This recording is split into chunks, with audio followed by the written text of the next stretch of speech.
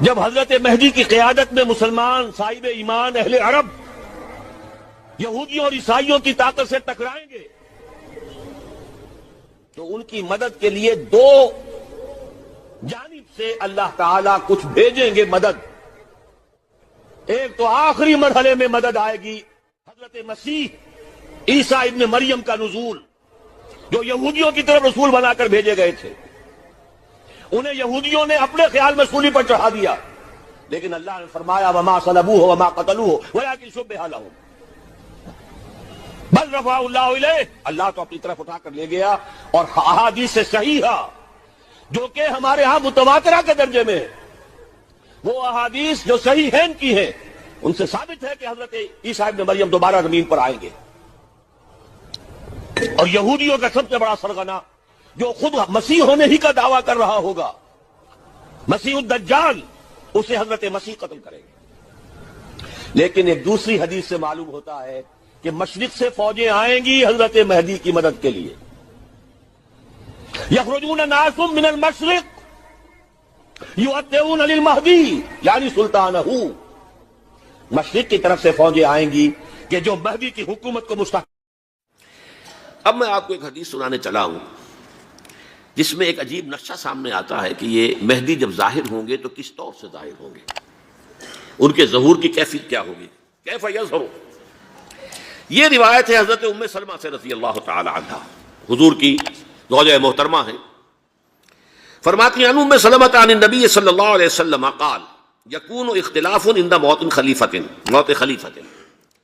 حضور نے فرمایا ایک خلیفہ کی موت پر اختلاف واقع ہو جائے گا، خانہ جنگی ہو جائے گی.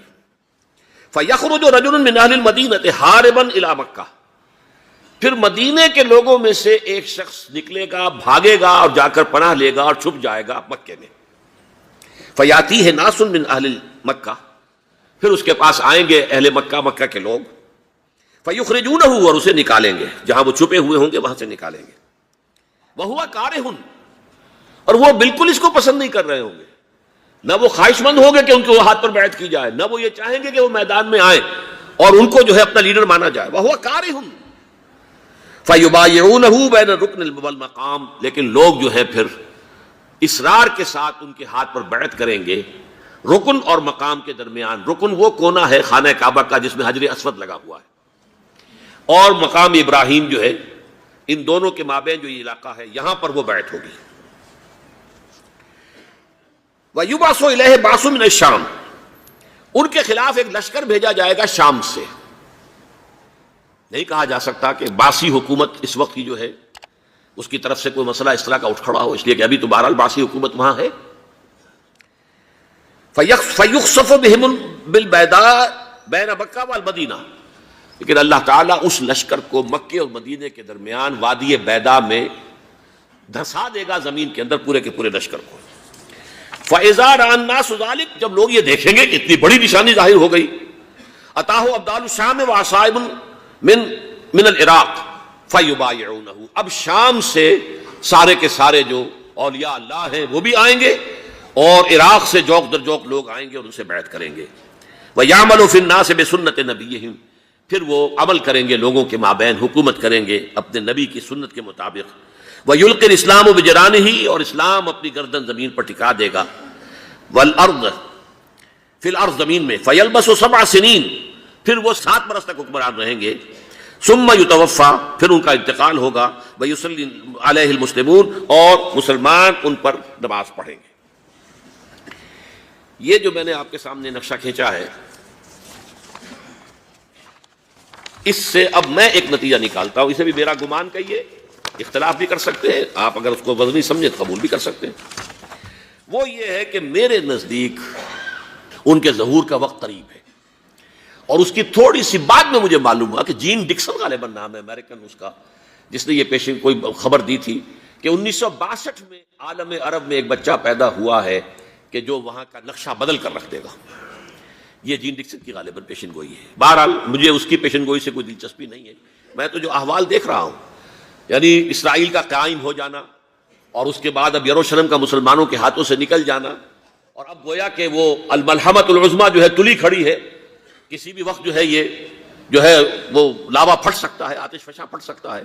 تو یہ تمام حالات ایسے ہیں کہ جن کی وجہ سے میں سمجھتا ہوں کہ ایک تو جو قرآن مجید کے اشارات میں نے آپ کو بتائے، 14 صدیاں 14 دن میں چاند کا پورا ہونا، والقمر اذا اتسق، 14 دن میں 14ویں کا چاند. اسی طرح اب یہ 14 صدیوں کے بعد یہ صدی جو 15ویں صدی ہے، یہ در حقیقت ظہور امام مہدی کی صدی ہے. امام مہدی جو ہے جب وہ تشریف لائیں گے تو اس سے پہلے دنیا میں جو اسلامی ممالک ہیں ان پر بھی کفار کا قبضہ ہو چکا ہوگا.